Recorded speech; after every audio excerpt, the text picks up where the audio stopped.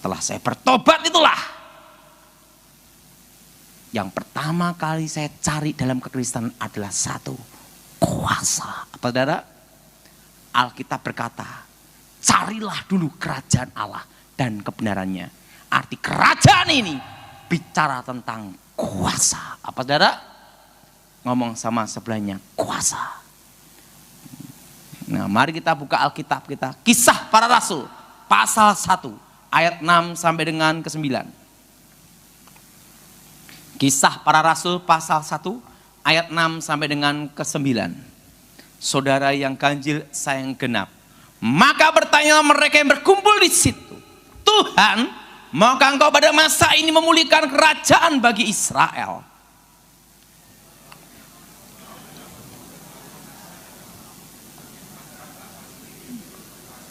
Tetapi kamu akan menerima kuasa kalau Roh Kudus turun ke atas kamu, dan kamu menjadi saksiku di Yerusalem, seluruh Yudea dan Samaria, dan sampai ke ujung bumi.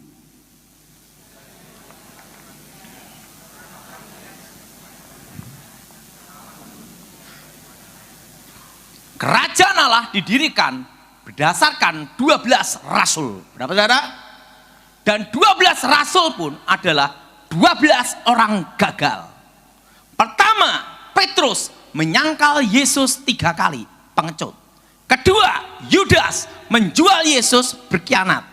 Dan 10 rasulnya, waktu Yesus ditangkap, bubar, lari semua. Artinya apa? 12 orang gagal total. Dan 12 orang ini pun bukan orang terpandang, orang kaya, atau darah biru.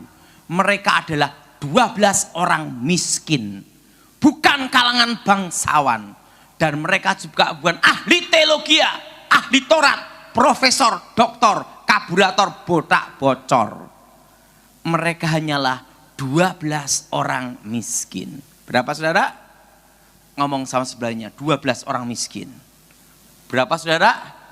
12 orang miskin. Dan mereka ikut Yesus dengan tujuan merubah nasib.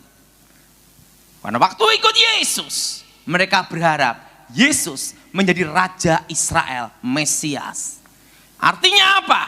Petrus ingin jadi jenderal, Yudas jadi menteri keuangan, Matius dirjen pajak. Mereka ikut Yesus karena banyak tujuan untuk merubah nasib hidup mereka. Orang-orang miskin dan bukan siapa-siapa. Dan pada waktu Yesus ditangkap, disalib, mereka hilang harapan. Mereka putus asa, ketakutan semua. Mereka sembunyi. Yudas diganti Matias. Dan apa yang terjadi? Mereka sembunyi ketakutan. Ketemu orang Yahudi mereka takut. Ketemu ahli Taurat orang Roma juga takut. Mereka sembunyi. Tapi pada waktu Yesus bangkit, mereka ada harapan. Perlu saudara tahu, dasar dari iman adalah harapan. Apa saudara?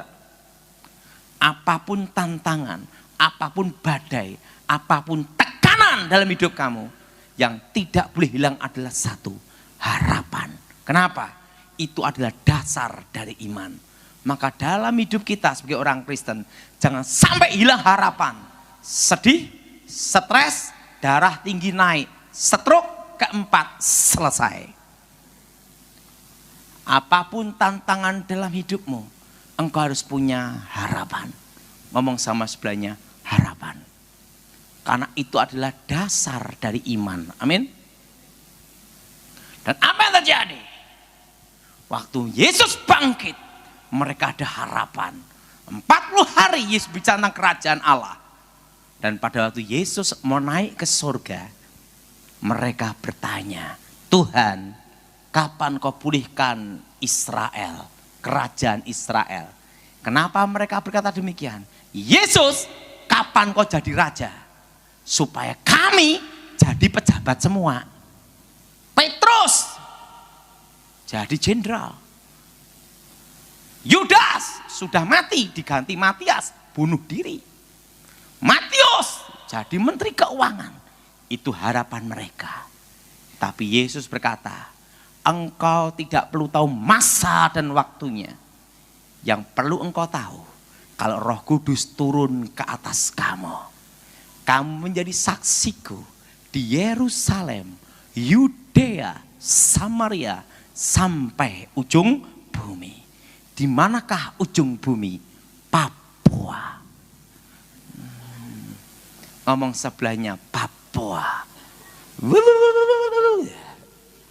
Itu ujung bumi. Dan apa yang terjadi waktu Roh Kudus turun? Petrus, penyangkal Yesus, sekali khotbah 3.000 orang bertobat. Dan Injil itu dari Yerusalem, Yudea, Samaria sampai ke ujung bumi. Dan mereka berubah, menggoncang seluruh dunia. Saudara perhatikan, untuk menjadi terkenal selama 100 tahun itu susah. Artis secantik apapun, 20 tahun dia bisa gini-gini. Wah, umur 20 tahun. Tetapi ingat, umur 80 tahun selesai. Betul? Tetapi 12 orang gagal yang diubah Roh Kudus menggoncang seluruh dunia. Terkenal 2000 tahun. Pengkhianat Yudas. Betul? Penyangkal Yesus, pengecut Petrus. Peragu pembimbang Thomas. Betul? 12 orang ini terkenal dalam sepanjang sejarah. Karena ada satu kuasa yang mengubah hidup mereka. Amin. Saudara, waktu saya baru bertobat, pertama kali yang saya cari di kekristenan adalah satu, kuasa. Banyak orang pergi ke gereja, banyak motivasi. Ada yang cari jodoh. Ada yang juga yang kedua, yaitu apa? Karena ditegur, dimarahi terus orang tua, daripada ribut ikut ke gereja. Begitu. Ada yang juga ke gereja supaya dapat teman bisnis omset. Ada berbagai macam orang ke gereja, berbagai tujuan. Ada yang cari Tuhan, ada yang cari yang lainnya. Tetapi waktu saya bertobat, yang pertama kali saya cari adalah satu, kuasa. Kuasa yang bisa mengalahkan saya pada waktu tahun 92. Yaitu kuasa di dalam diri Gilbert Lumaindong, pendeta gemuk. Nah, kuasa itulah yang harus saya cari untuk menemukan kuasa itu. Pada hari Pentakosta, ada 10 hari Pentakosta, saya tanya pendeta dulu, pendeta, bagaimana supaya dipakai Tuhan, diurapi Tuhan, dan ada karunia Tuhan? Pendeta ini ngomong, dia bukan pendeta terkenal. Kalau Roh Kudus turun atas kamu, maka 9 karunia itu ada di dalam diri kamu. Karena sumber dari 9 karunia adalah Roh Kudus. Kalau Roh Kudus turun ke atas kamu, 9 karunia itu ada dalam diri kamu. Tetapi kamu harus tahu cara untuk mengaktifkannya. Dan yang kedua, setelah mengaktifkan yang kedua, engkau harus mengalami baptisan api, yaitu dipenuhi Roh Kudus, tenggelam dalam roh dengan tanda mula-mula bahasa roh. Dan itulah kunci untuk mengaktifkan semua karunia. Engkau harus dibaptis api. Nah, waktu itu kan banyak sekali ajaran-ajaran itu tentang urapan Roh Kudus. Ada urapan angin, urapan gempa, guntur, habis diurapi kosong. Kan banyak sekali ada. Padahal itu hanya manifestasi Allah. Nah, arti urapan sendiri kan Allah memberi kuasa. Nah, setelah itu saudara, berbagai macam teori-teori macam-macam, bingung sendiri ya. Saya hanya satu aja, kuasa yang bisa mengubah hidup saya. Kuasa yang pernah mengalahkan saya. Karena saya tahu kalau ada kuasa itu bisa mengubah nasib seseorang. Dan seperti nasib para rasul.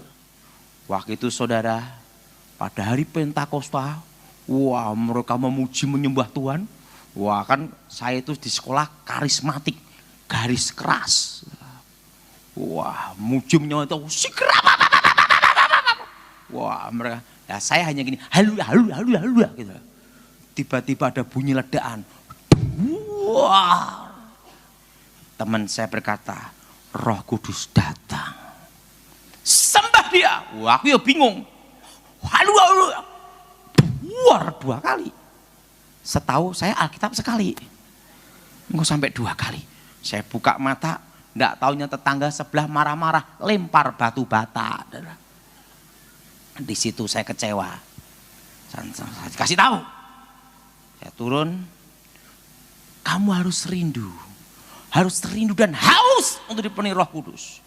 Kalau Roh Kudus datang, itu seperti aliran listrik. Gereng. Saya ngomong kalau disetrum sekalian gimana? Nah, ada lagi. Ada urapan angin, urapan air, urapan es, bingung macam-macam betul. Waktu itu saya ngomong gini, gimana Roh Kudus? Ikut kami aja. Wah, waktu itu lagu-lagu zaman dulu, kasih Allahku sungguh telah terbukti ketika dia serahkan anaknya. Lagu-lagu betapa besar kasihmu Allahku. Wah itulah. Mereka menyembah Tuhan, haleluya. Tiba-tiba ada cahaya terang. Saya tuh selalu yang lihat duluan. Saya ngomong sama mereka, itu ada cahaya terang. Wah itu kemuliaan Tuhan, sembah dia. Ya saya bingung juga. Wah haleluya. Kok 1 jam terang terus. Saya buka mata. Nggak tahu di jendela teman saya pakai lampu sorot diginiin. Karena apa? Tempatnya gelap sekali. Terus saya dikasih tahu, kalau kamu rindu di Roh Kudus, kamu doa begini, oh Yesus, lawat, curahkan. Untuk karunia bahasa roh harus ada pancingan. Saya juga bingung, Roh Kudus kok dipancing. Ada pancingannya. Kamu ngomong, oh Yesus, lawat, curahkan. Sehari, semalam itu, keseleo. Semua cara udah saya lakukan semua. Waktu itu saudara, saya bingung. Saya ambil keputusan, cari Tuhan sendiri. Karena ada lewat tumpang tangan, ada langsung Roh Kudus penuhi. Saya doa 1 jam, 2 jam, 3 jam, 4 jam, 5 jam, berhari-hari. Suatu kali, malam mengubah hidup saya. Ada cahaya terang. Yes. Atap hilang. Terdengar suara. Daud. Saya buka mata. Kenapa? Jaga-jaga dikerjain lagi. Karena di tempat saya sekolah Alkitab itu banyak yang ngerjain. Ada anak yang baru bertobat. Tuhan ampuni dosaku. Temennya di belakang berkata, sudah ku ampuni anakku. Karena kan tahu sekolah Alkitab itu membedain malaikat dan setan susah. Dan apa terjadi? Saya buka mata gini dah. Saya lihat atap hilang, cahaya terang. Daud. Langsung saya sadar, ini asli. Jutaan manusia sudah menantimu. Bangkitlah engkau berdiri. Waktu itu jutaan manusia sudah menantimu. Tuhan, aku tidak bisa khotbah, aku tidak bisa nyanyi. Kenapa saudara? Saya itu orang gagal. Semua alat musik bisa pegang, tidak bisa main. Waktu tes berkhotbah, guru saya berkata, Daud, khotbah kamu bagus sekali. Alangkah baiknya kalau tidak khotbah. Berarti tidak ada masa depan. Saya ngajar sekolah minggu, bubar. Saudara, saya itu matematika sampai sekarang tidak bisa. Tapi duit ngerti. Daud. Saya ngomong, Tuhan, aku tidak bisa khotbah, aku tidak bisa nyanyi. Aku tidak cari orang pandai dan tidak cari orang bodoh. Tapi aku mencari orang yang mau kupakai. Waktu itu saya ngomong, Tuhan, daripada tidak ada yang pakai aku, pakailah. Waktu itu Tuhan berkata apa? Bangkit berdiri. Jutaan manusia sudah menantimu. Engkau menginjakkan kakimu di 3 benua. Dan keempat penjuru mata angin di Indonesia, engkau dikenal. Wah itu saudara, saya bangkit. Tiba-tiba mulut saya berbahasa lidah. Bahasa Cina, bahasa Ibrani. Wow. Kalau kita kepenuhan Roh Kudus, pikiran kita itu sadar. Kalau tidak sadar, namanya kesurupan. Makanya kalau ada sampai tertawa, memang Tuhan bisa bikin orang menangis. Tapi Tuhan juga bisa bikin orang ketawa. Oh, kotanya sampai rumah sakit gila. Nah, saya ngomong sama Tuhan, Tuhan, pakailah aku. Tangan saya gerak semua. Mulut saya langsung berbahasa roh.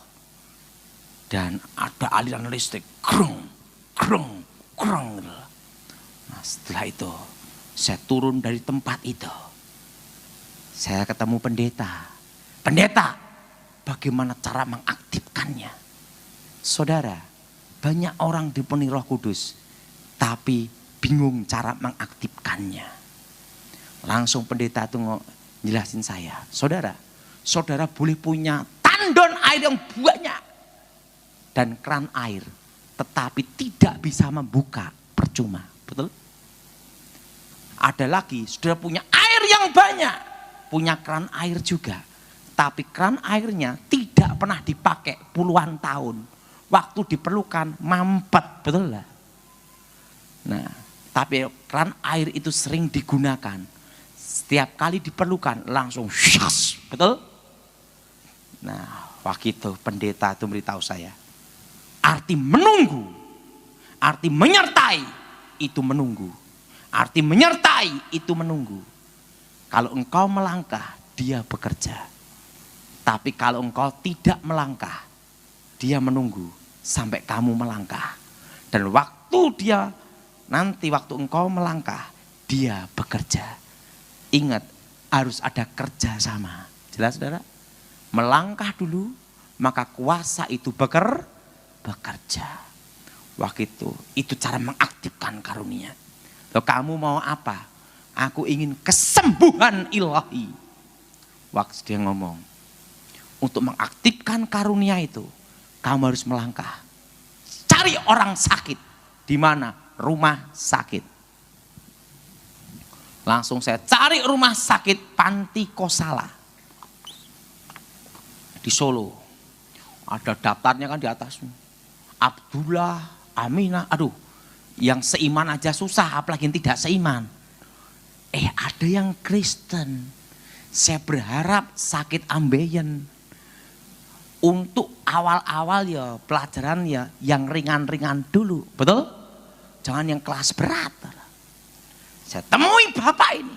Bapak sakit apa? Penipisan usus, tipes kronis, komplikasi. Dokter berkata tidak boleh duduk dan berdiri. Kenapa? Usus rontok. Dalam hati saya, aduh, ini baru pertama kali belajar langsung kelas apa? Berat. Langsung tak suruh doa. Saya doa, Yesus lawat. Tangan saya gemetar semua. Kenapa gemetar tangannya? Tanda tidak yakin. Supaya yakin. Makanya saudara di gereja ada yang doanya, tidak yakinnya.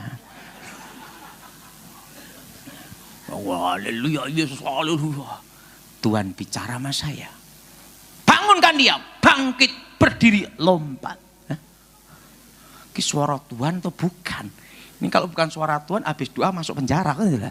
Dituntut mati sama keluarganya. Di situ saya bingung, mau melangkah atau tidak. Arti menyertai itu menunggu. Kalau engkau melangkah, dia bekerja. Pengaktifan karunia.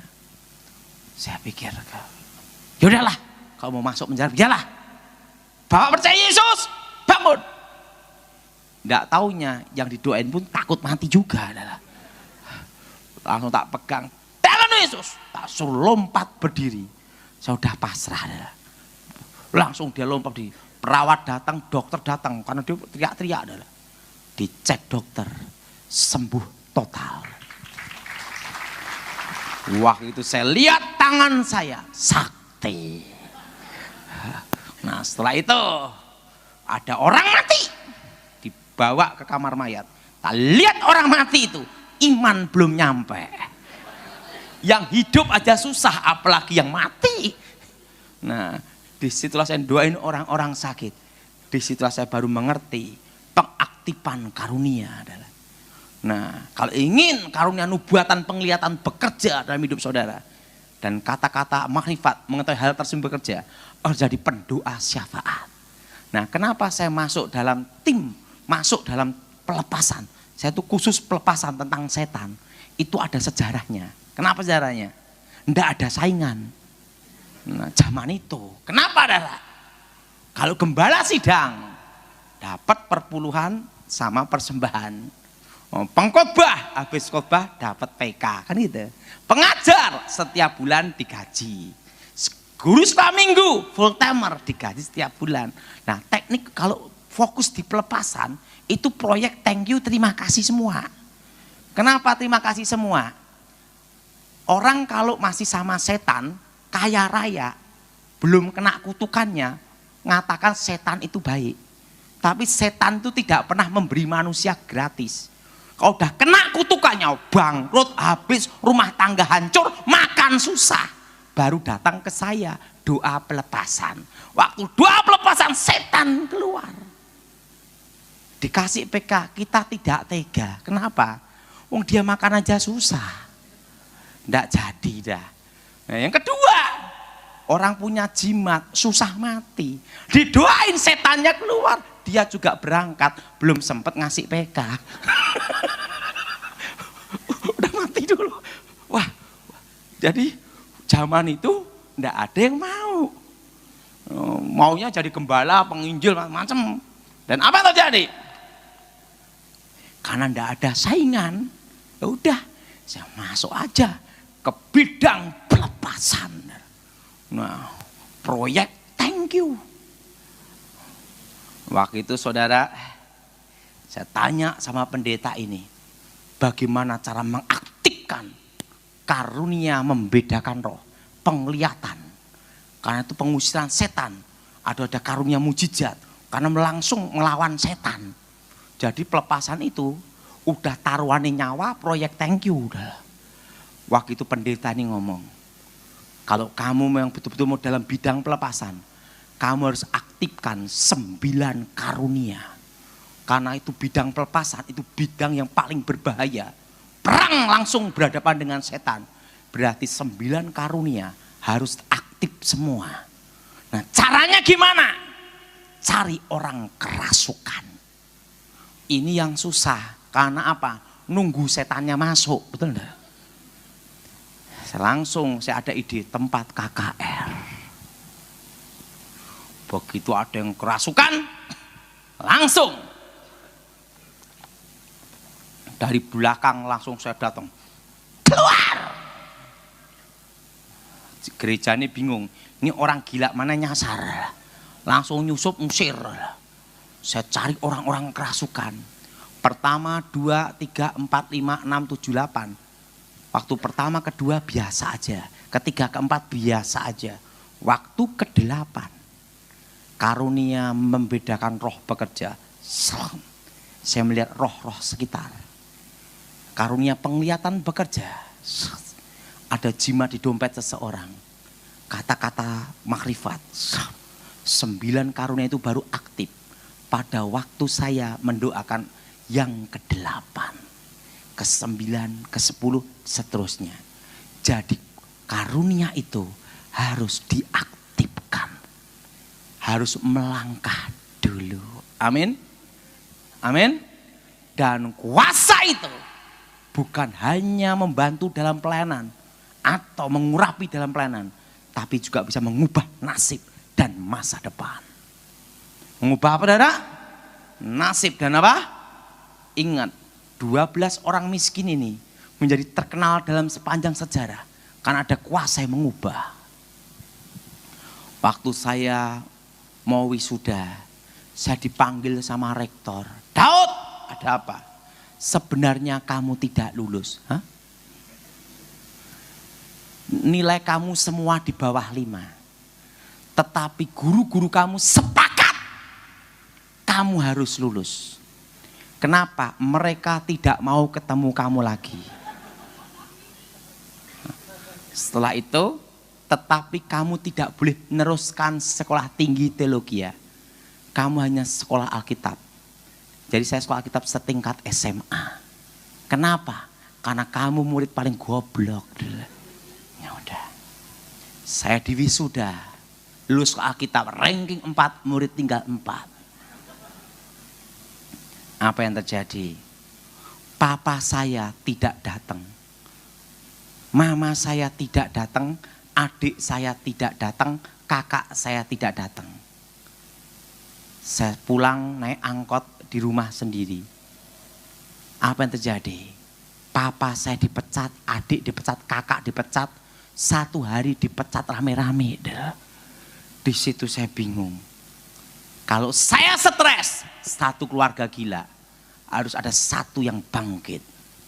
Saya berdoa, Tuhan, apa yang harus aku lakukan?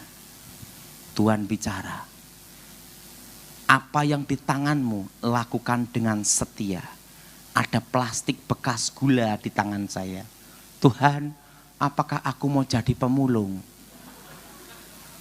Sang Tuhan beritahu, dengan tanda salib inilah engkau akan menang. Terang. Saya nemui mama saya. Kadang sekitar kita tidak mendukung kita. Tapi kuasa itu setia menyertai. Waktu itu saudara, Mah aku mau kerja plastik. Mama saya gini, Daud di antara anak mama, kamu yang paling goblok. Di kelas pun juga paling goblok pekok. Udahlah, kamu apa? Mah aku mau kerja, beri aku kesempatan.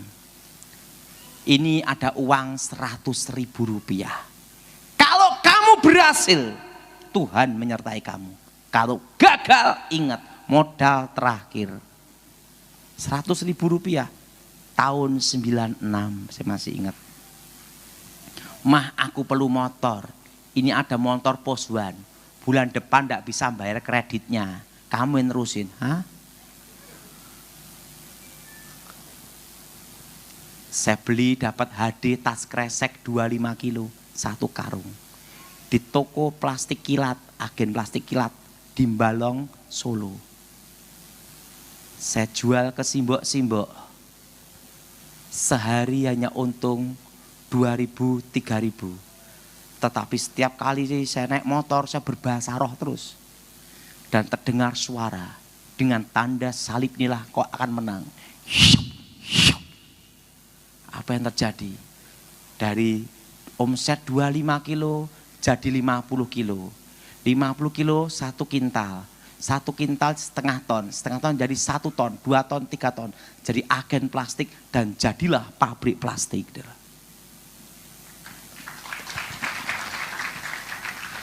Tanpa utang bank. Di situ saya lihat kuasa itu bekerja. Setelah jadi pabrik, lupa sama Tuhan. Makanya dipanggil Tuhan itu paling enak posisi bangkrut habis. Nggak usah dipanggil, panggil sendiri. Tetapi kalau waktu diberkati, mau dipanggil Tuhan melayani itu paling susah. Betul? Tiba-tiba ada telepon. Haleluya, Gilbert.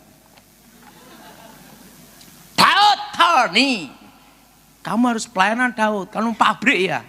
Saya paling takut dikirim sekolah lagi. Haleluya Daud. Kamu harus melayani Tuhan. Beri kesempatan saya berpikir Pak Gilbert. Saya lihat pabrik. Tidak ada utang bank. Market sudah aman. Sudah ada marketing. Sudah ada pasaran. Sudah ada merek. Sudah ada paten, semua ada beres. Untuk apa susah-susah kan gitu dah. Kalau pelayanan lagi, proyek thank you lagi. Saya mulai berpikir kalau saya tidak melayani Tuhan, Tuhan marah habis nanti. Aduh gimana ya? Ya udahlah, saya mau melayani. Bagaimana jalan keluar? Karena pabrik plastik tidak bisa ditinggal. Itu harus 24 jam, 3 shift.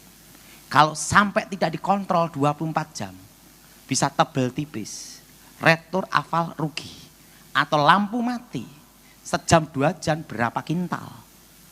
Bukannya cuan, tapi buntung. Nah, karena itu pabrik tidak boleh ditinggal. Kalau udah pabrik plastik, mau tidak mau harus dipatok di situ 24 jam. Jaga bener. Nah, waktu itu saya bingung gimana ini pabrik.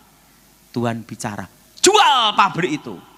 Belilah tanah yang akan kutunjukkan padamu. Saya bingung, ini suara Tuhan atau bukan ya? Saya doa lagi. Tuhan bicara, Tuhan, jual pabrik itu. Akan kutunjukkan tanah yang akan kutunjukkan padamu. Beli tanah itu. Ya udah, saya yakin itu suara Tuhan. Pabrik tak jual. Setelah dijual, saya beli tanah di tempat yang ditunjukkan Tuhan. Tempatnya itu daerah Tugu Boto Sawahan. Nah, apa yang terjadi? Jalan Pakel. Di situ banyak setannya, banyak rampoknya. Setan diusir, rampok datang. Waduh, dalam hati saya ini salah ndak nih di tempat ini. Dan apa yang terjadi? Untuk masuk daerah situ, jembatan itu belum ada, muter jauh. Tanah di situ ndak laku. Itu pinggir jalan, itu 300, 400, 500 ribu, yang dalam 200 ribu, ada yang 100 ribu. Tanah ndak laku, saudara. Ibaratnya jin buang anak di situ semua, saudara. Ndak ada prospek.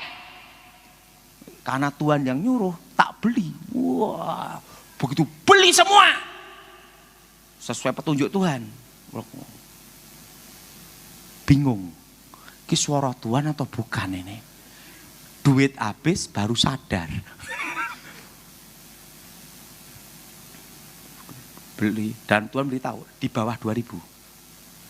Langsung saya telepon Pak Gilbert. Pak Gilbert, ada apa?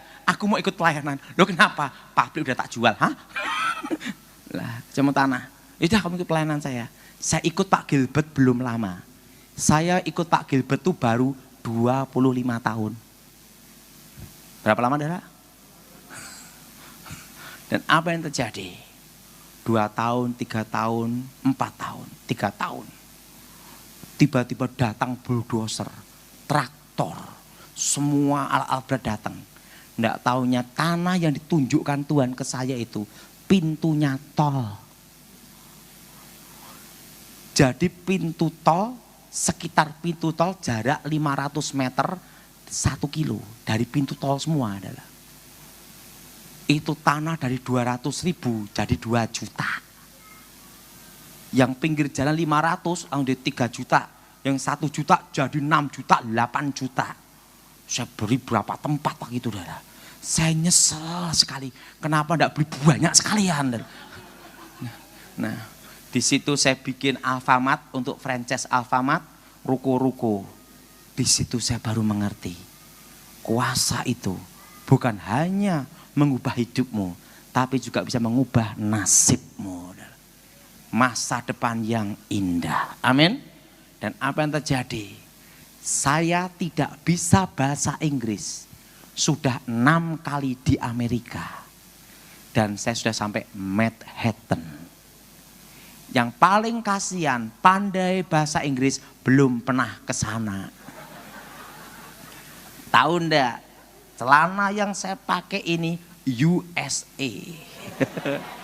Tapi ingat, umurnya hampir 20 tahun. Ini makanya ini hampir 20 tahun ini dah saya pakai. Ini tahu enggak harganya berapa? $10 Walmart. $10 ini. Tuh 20 tahun, hampir 20 tahun. Ya 17, 18, hampir kira-kira 20 tahun lah. Saya sudah sampai Korea, Hong Kong, sampai saya ke New Zealand, Australia, berbagai negara. Hanya satu bidang, pelepasan tentang satu setan. Saya satu aja, bidang setan. Sampai saya diminta ngajar di Akademi Kepolisian Semarang, reserse intelijen, hanya satu bidang, setan. Dan tahun 2004 sampai 2014, saya diminta untuk jaga presiden, hanya satu bidang, setan. Pelepas saya. Jadi saya jaga presiden belum lama, 2004 sampai 2014. Dan setiap kali saya jaga presiden, satu perintah pun tidak ada yang gagal. Karena ada satu kuasa yang menyertai. Dan waktu itu saya masih ingat yang sering ngasih saya perintah, itu adalah Ibu Ani Yudhoyono.